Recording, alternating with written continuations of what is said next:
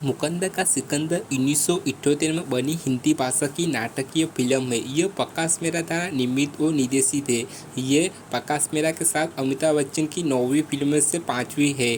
Film में विनोद खन्ना, राखी रेखा और अमजद खान भी है। मुकद्दर का सिकंदर 1978 की सबसे ज़्यादा कमाई करने वाली भारतीय फिल्म थी।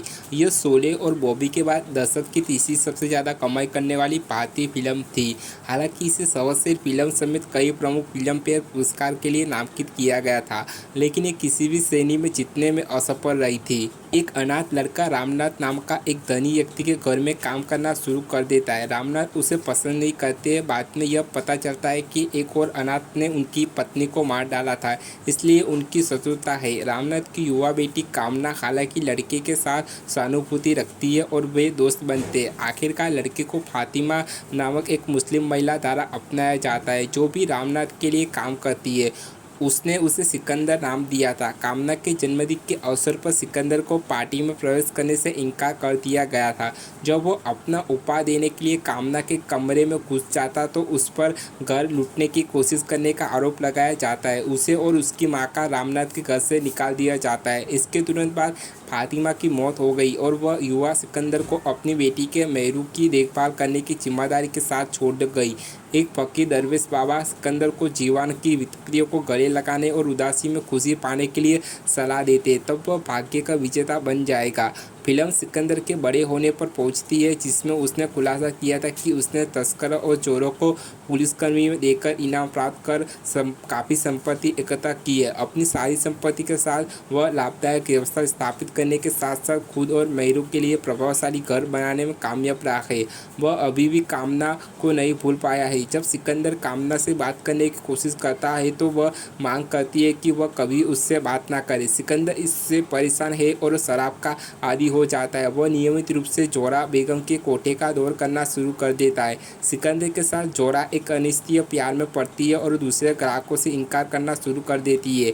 एक बार एक रात सिकंदर को बम विस्फोटक से बचाने के लिए विशाल आनंद अपने जीवन को जोखिम में डालते हुए बचता है। इससे उनकी दोस्ती बनती है। विशाल और उसकी मां सिकंदर के घर रहने लगते हैं। दिलावर नाम का एक अपराधी जोहरा से प्यार करता है। वो सिकंदर के लिए उसके प्यार के बारे में जान जाता है। दिलावर सिकंदर से मुकाबला करता है और वह आगामी लड़ाई में उसके द्वारा पीट दिया जाता है। वो सिकंदर को मारने की कसम खाता है।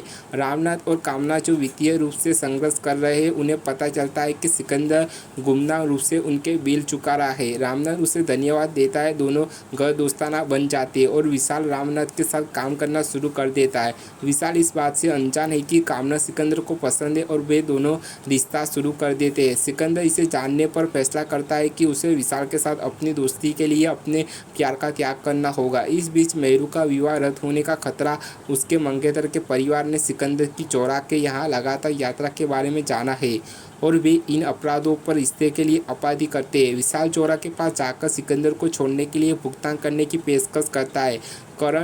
कारण जानने के बाद जोहरा ने पैसे से इनकार कर दिया था, लेकिन विशाल से वादा किया कि वह सिकंदर से फिर से मिलने की बजाय मर जाएगी। बाद में सिकंदर जोहरा के पास पहुंचा जब वह उसकी प्रशंसा को रोकने में असमर्थ रही तो वह अपने हीरे की अंगूठी में छुपा जहर खाकर खुद को मार देती है और उसकी बाहों में मर जाती है। इस बीच दिलावर ने सिकंदर के कट्टर दुश्मन जेडी के साथ गठबंधन बनाया है और दोनों की सिकंदर और उनके परिवार को नष्ट करने की योजना है। कामना और मेहरू दोनों अपनी शादी की तैयारी कर रहे हैं। जेडी और उसके गुंडों ने मेहरू का अपहरण कर लिया है, लेकिन विशाल उनका पीछा करता है और उसे बचाया जाता है। दिलावर ने कामना का अपहरण किया था, लेकिन सिकंदर उसका पीछा करता है। वह कामना को बचाता है और दिलावर से लड़ता है। अंतिम लड़ाई में दिलावर और सिकंदर दोनों गंभीर रूप से घायल हो जाते हैं और दिलावर आश्चर्यचकित है कि सिकंदर कभी भी जोहरा को नहीं चाहता था।